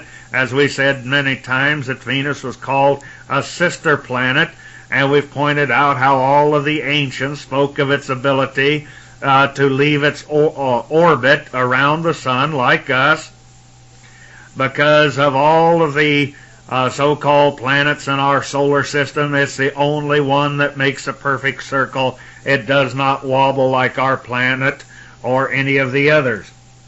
So I say that this great, strange, what I call a space station, the house of the Almighty, it came in close proximity, and it was what created this shaking and this rolling to and fro, and I think we can prove this in just a little bit. But now, to tie all this together, let's go back and let me remind you once again an example of when the earth did quake. We go back to Exodus 19:18 of the King James. And Mount Sinai was altogether on a smoke, because the Lord descended up on it in fire. Let me stop right there in the middle of it. Now, here is what has been so confusing, even to myself, and to, I'm sure it's confusing to a lot of other people, because you see, they think of this, the Almighty descending and standing upon a mountain. Well, my friends, those that would be old enough to remember, they talk about people, I sailed upon the Queen Mary.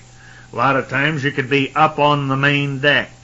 You could be up in the pilot's control room where they steer the ship from and they watch what's ahead, or you could be in one of the lower decks. It does not always mean that you're on the outside of a vehicle. You say we got on board a plane and we went on this plane to California, but naturally we all rode on the inside of it. We could use examples. I went by wagon train. I went on a wagon. Now, it could have been a covered wagon, a car, all different types of vehicles. So I think that this word, even those of us that are acquainted with the English language, we get very confused by this word. Now let me read Exodus 19:18, that's context, and keep that in mind.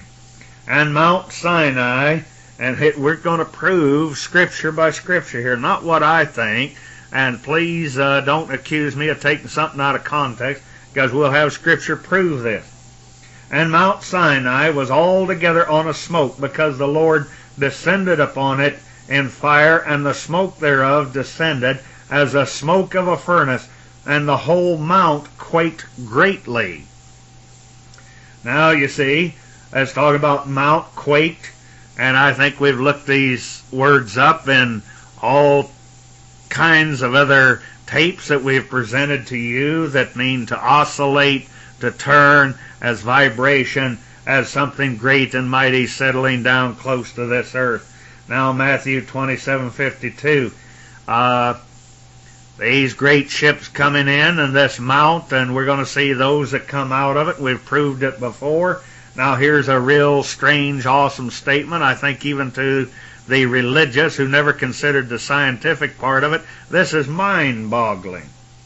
Matthew 27:52, and the graves were open, and many bodies of the saints. Now the word saints, the word santos, believing offspring. And many of the bodies of the saints which slept arose. Slept meant death, died. All saints slept from Adam to the Christ, with the exception, as we note in 2nd Esdras 6:26. I know the church world has long ignored the apocryphal books, and some of them are included in two great large volumes called the pseudo-pediographa, which means a superfluous, erroneous, fictitious, many different descriptions. And so we find that the churchmen of the Dark Ages, not all, mind you, but even some today, because they don't want to have to try to explain it to their congregation, so they say they're erroneous, they're superfluous, and they were not sanctioned by the church fathers. Now, not all church fathers, but many of those of old time. Now, we're not talking about the men of the Reformation, because we find that Knox and Calvin and many of those that took part in putting together the Geneva Bible, they included the Apocrypha with cross-references referring to both the Old and New Testament. And you cannot refute that there's a great correlation there. And when you look up these things that were studied out by great men of God, you can believe in them. But I'll let you take that for what it's worth. 2 Ezra 6:26. And they shall see the men that have been taken up, those who have not tasted death from their birth. So it appears they spoke of other men besides Enoch and Elijah, who went to outer space. They apparently never returned, and they did not see death. Now Matthew 27:53, and came out of the graves after his resurrection. Now get this. This is what's going to stagger a lot of people. A lot of folks are going to stumble over this. But I think if they'll bear with us, they'll be able to understand it. Now you remember, as I said before, the Greeks, even in this ancient Greek, they were unfamiliar with this Hebrew, the true ancient old Hebrew that had disappeared 400 years BC. And so you remember the Hebrew language was written from the right to the left, and the Greeks wrote from the left to the right.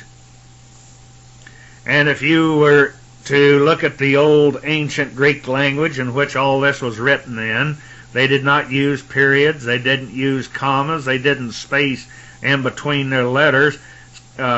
It was all run together. It would give you mental indigestion. We have no idea what great lengthy work our progenitors went to present this evidence to us.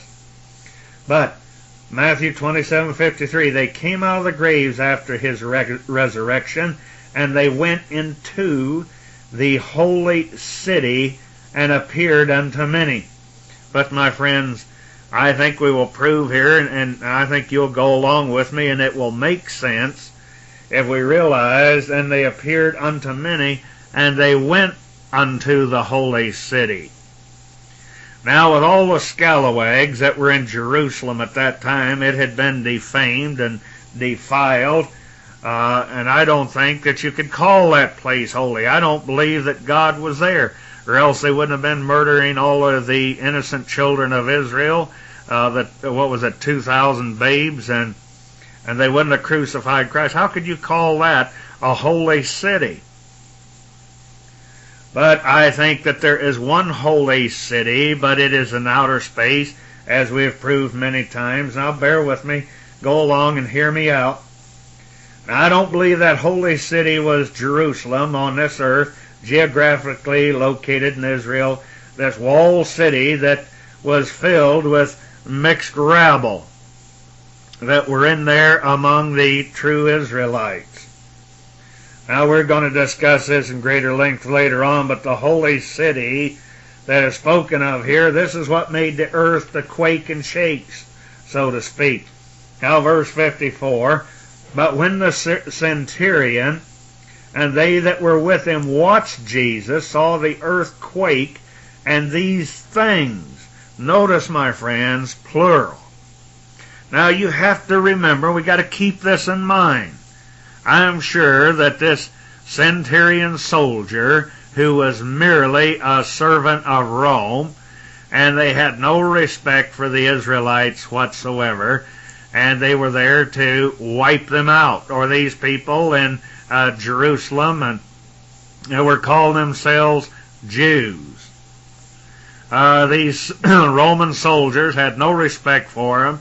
They didn't care about them one way or the other, and it didn't bother them any more than shooting a sick dog. But notice, my friends, something shook his cage. Not because Christ was on the cross and he talked very sweetly to this man, who he told would be with him in paradise. He promised this man, he said, this day I'm making you a promise. You will be with me in paradise. And I think we've proved in other chapters that paradise means the garden, one of the planets in space. You will be with me in the house of God. Now hang on, and we're going to show where he ascends to it. And he sits down as the Almighty. Now, you think I'm all wet? Just hang on, bear with me. Now, let me repeat it one more time. I want you to get this wonderful point. Now, when the centurion and they that were with him, watching Jesus, saw the earthquake and these things, plural, that were done. Now, this is talking about what was done at the first resurrection. And it says, and they feared greatly, saying, truly, this was the Son of God. Now, the concordant literal New Testament translation, they have the Roman soldiers saying, truly, this was one of the sons of the gods. Now, Exodus 19:18, and it speaks also, and the earth did quake also. Now, I ask a lot of these preachers, where it's talking about the dead that walked the streets, and they claim that they raised from all the prophets from the righteous Abel to Zechariah. And I said, where did all these dead saints go? Did they go back to the local chariot factory and try to get their job back? Or where did they go? Because it talked about all of those that were seen, that walked the streets and were seen by many, and they went into the holy city.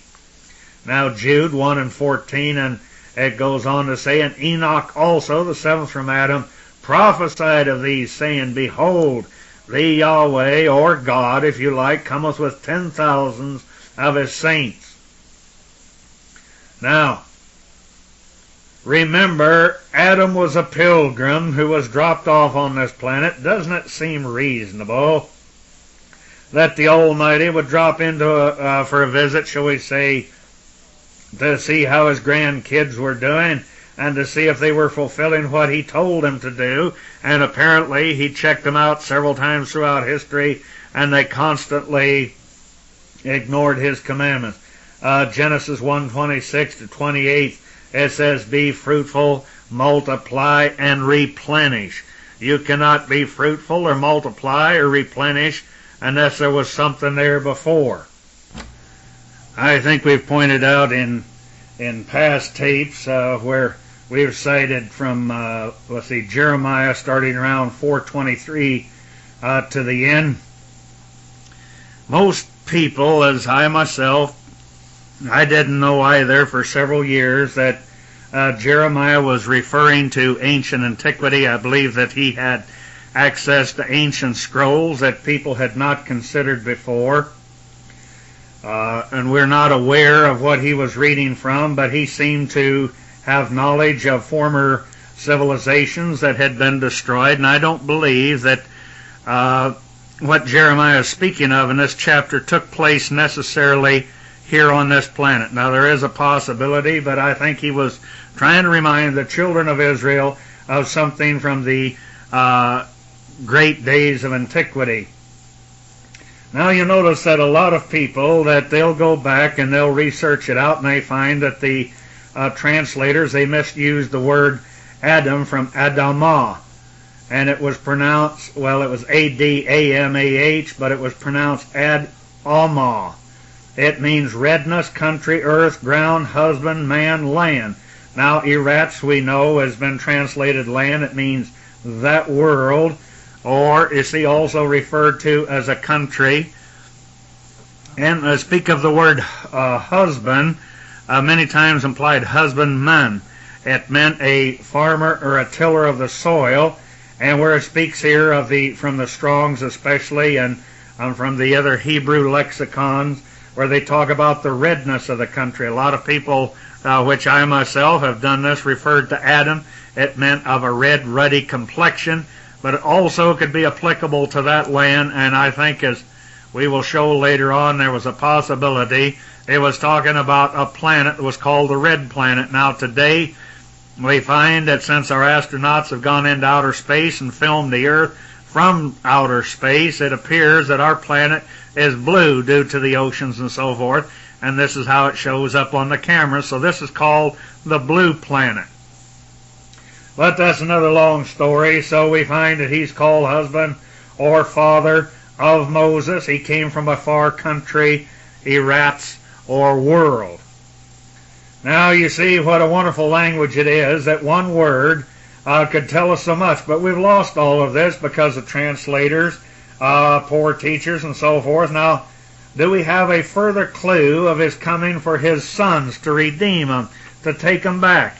I don't care whether you're a Semitic man, black man, Indian, Asiatic, whatever type of man you are.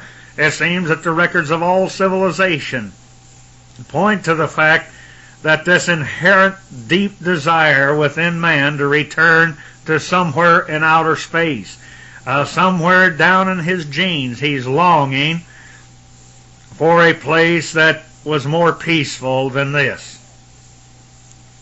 Now you add all this up, you have the ever-living returning to this earth to see how his pilgrim offspring are doing, and we find many cases that explains that he arrived in a vehicle that looked like a pot. It boiled from underneath at blast-off time. They can spring up, leap across the sky with a great host of men.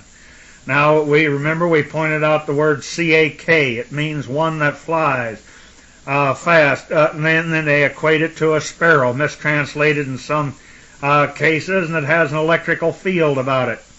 Now, anyone who's read of these recent UFO sightings, they find that they report in the newspaper that automobiles, they seem to stop dead. Their lights go out, the battery, all electrical currents and radios and so forth go dead when vehicles come in close contact with one of these UFOs. Now remember a few years back on the East Coast there was apparently a sky full of them a few years ago, and remember they had that great electrical blackout in the East Coast of the USA. Now is there a future date when this will reoccur?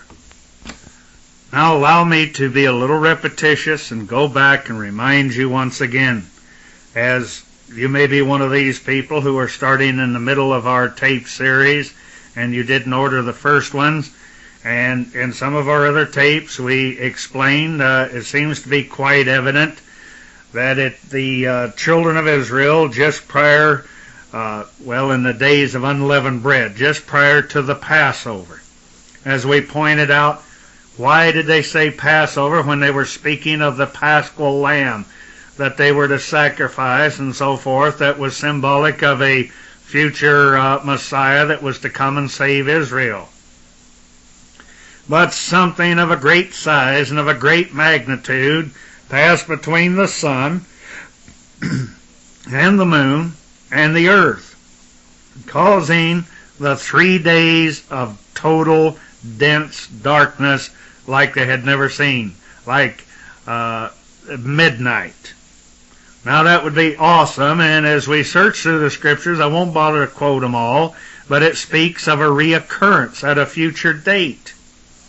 And we've pointed out in Joshua's day where the reverse was used, where the earth was stopped in its tracks literally by a great force field, and I believe I can prove or have proved that Venus had left its orbit, that this is a manned space station, manned with intelligence in it, that went ahead of our Earth and literally held it back in its orbit, given a few more days of daylight.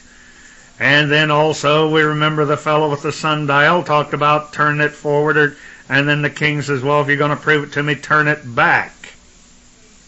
And so we find a lot of mysterious goings on at several times. As we said, that there's a future date where I believe that it will be on a Passover date. I believe all of these things are related. There's a sequel here. There's a time here.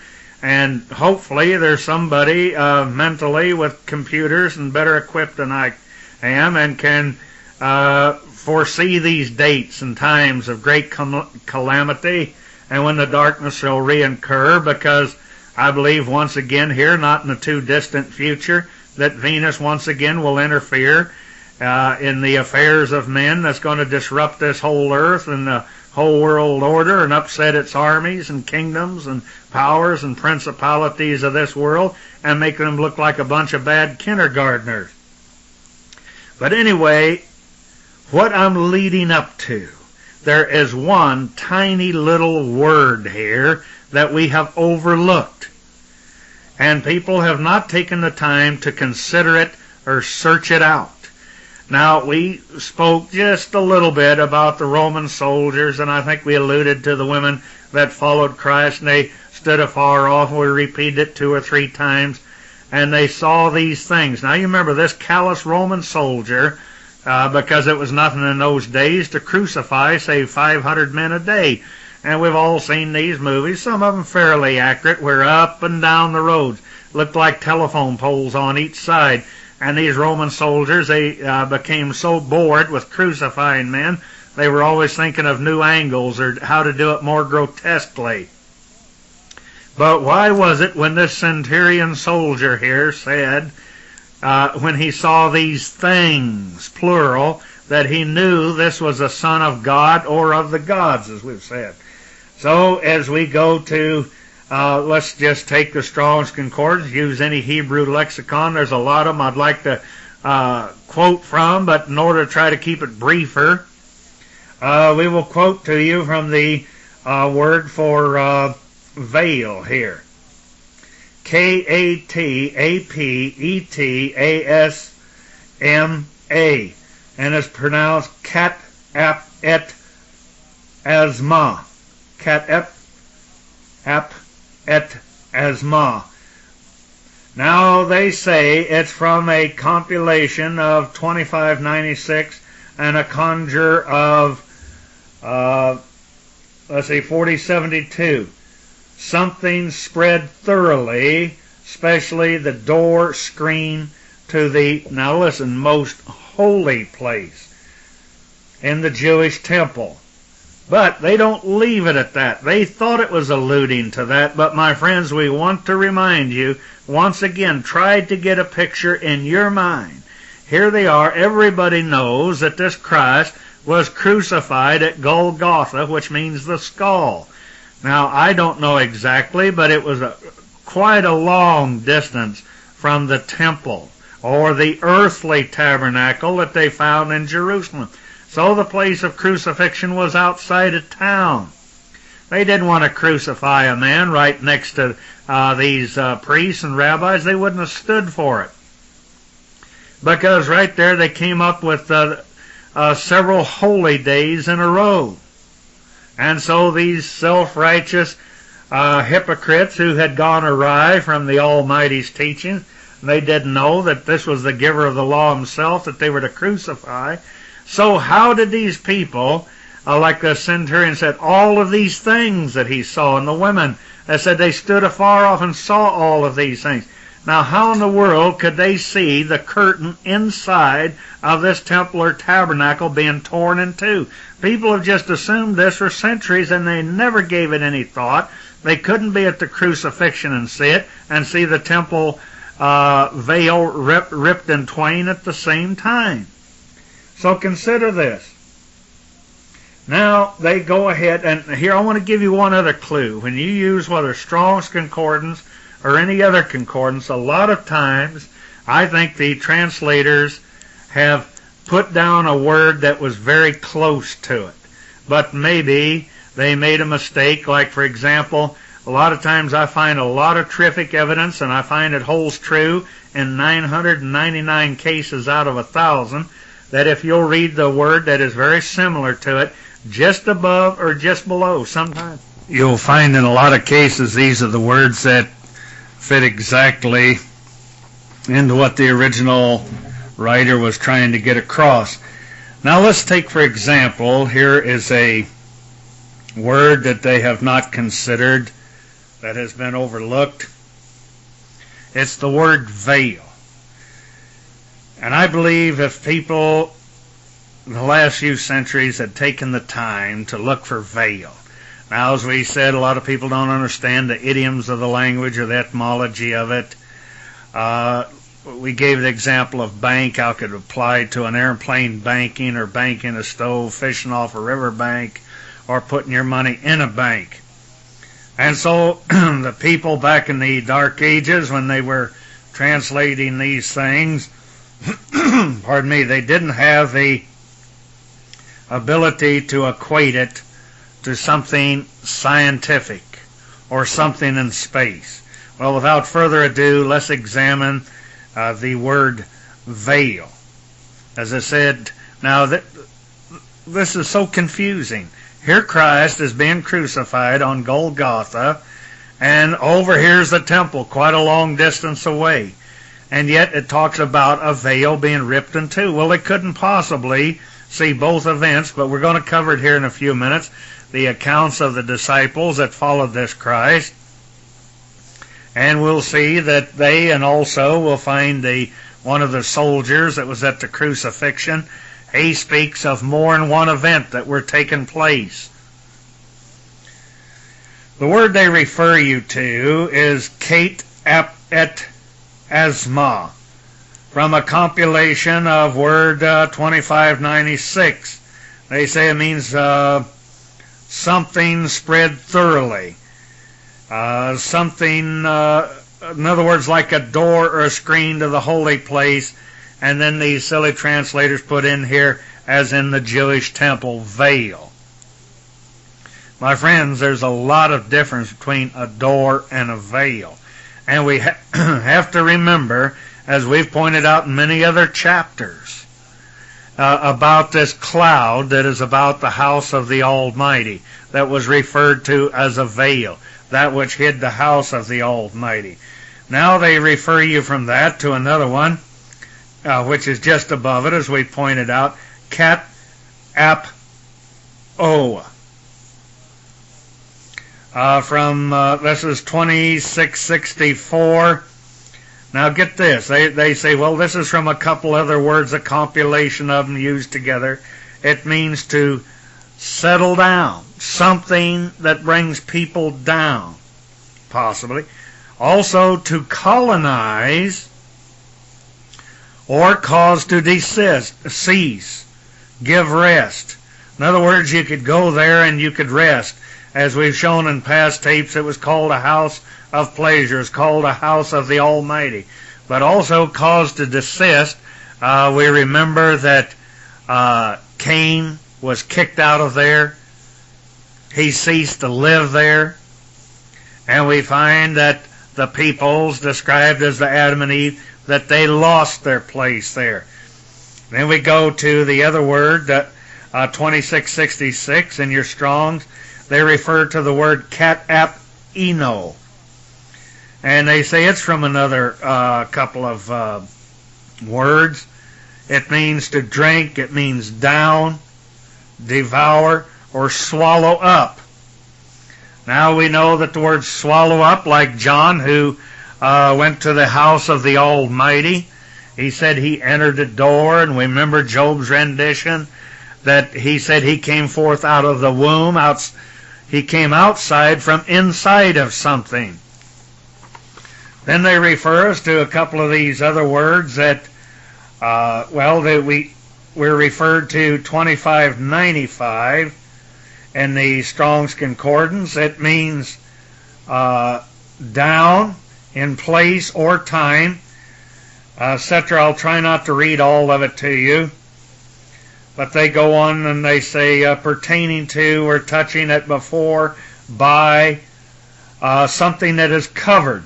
So we remember that the apocryphal writing and so forth, they talked about the clouds that covered the house of time and etc.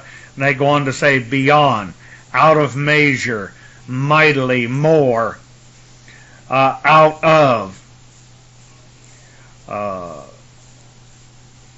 Well, there's quite a few interesting words, and then the next one they refer you to, 2597 below it, it means to descend, literally or figuratively.